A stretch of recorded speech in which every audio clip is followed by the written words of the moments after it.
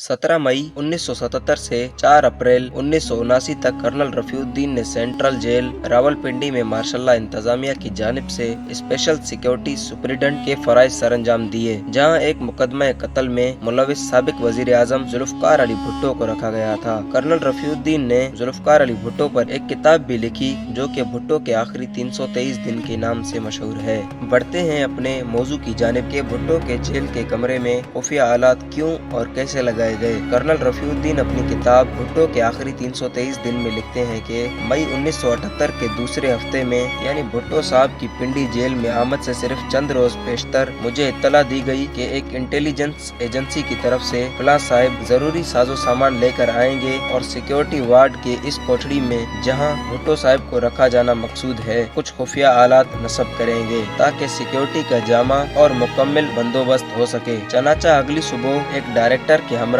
2 technicians आए और उन्होंने इस कोठड़ी के दीवार में खुफिया जासूसी आलात नस्ब किए जिसमें भुट्टो साहब को रखा जाना था। ये आलात वायरलेस के अलावा ज़ेर जमीन तार से भी जोड़ दिए गए जो जेल सुपरिटेंडेंट के दफ्तर के मुत्तसिल कमरे में ले जाया गया। 1-2 हफ्तों बाद ये ज़ेर जमीन तार बढ़ाकर मेरी पिल्टन के हेडक्वार्टर के एक कमरे तक भी पहुंचा दिया गया ताकि जेल में किसी को भी मालूम ना हो सके कि इन खुफिया आलात से किस वक्त काम लिया जाता है और किस वक्त ड्यूटी पर इंटेलिजेंस के खास आदमी मौजूद नहीं होते। शुरू में ये आलात पूरा दिन और कई रात तक काम करते रहे, मगर चंद हफ्तों बाद चूंकि भुट्टो साहब के पास रात को कोई आदमी ना जाता था इसलिए ऑपरेटर्स इन आलात को शाम 8-9 बजे के करीब बंद करके वापस चले जाते और फिर सुबह आकर तमाम दिन की निगरानी की जाती। खराबी या तरमीम की हालत में इन आलात तक पहुँचने के लिए सिक्योरिटी वार्ड के शुमाली 2 कमरे एक नई दीवार तामीर करके अलग कर दिए गए और इन्हें जेल के हर शख्स के लिए out of the bound area करार दे दिया गया ताकि ये खुफिया आलात उनकी पहुंच से बाहर